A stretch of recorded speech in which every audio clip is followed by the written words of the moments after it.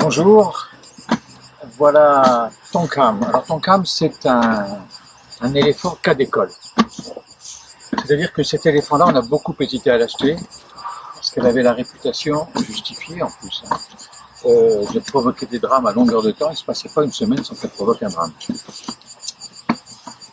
On a finalement, après avoir bien hésité, on a finalement été l'acheter. Et quand on est allé la chercher, elle a commencé par se mettre en colère parce qu'elle refusait de monter dans le camion avec lequel on était venu le chercher. Et un éléphant comme ça qui se met en colère, c'est quelque chose de terrible.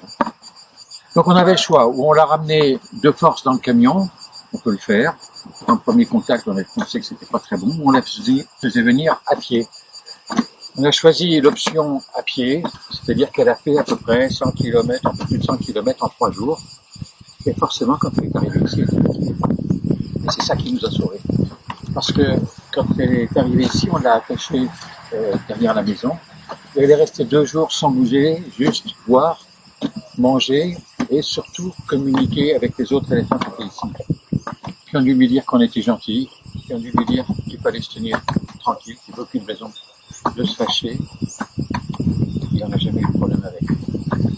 Elle était tellement terrible que son propriétaire est venu nous voir quelques mois après que je l'ai vendue. Je ne voulais même pas croire qu'on n'ait pas eu au moins un mort avec elle. Et pourquoi? Eh bien parce qu'un éléphant, il a besoin de manger tout le temps, à longueur de journée et à longueur de nuit.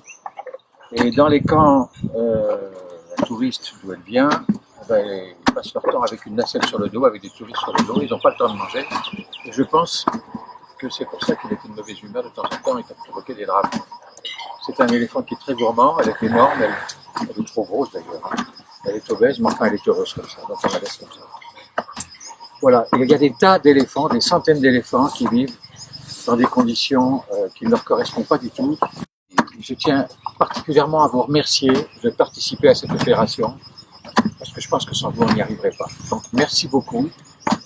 Et puis regardez cet éléphant, dites-vous que c'est un petit peu un symbole de l'éléphant qui était méchant, ou qui paraissait méchant, et en fait qui est gentil comme tout, mais qui était seulement dans des très mauvaises conditions. Voilà.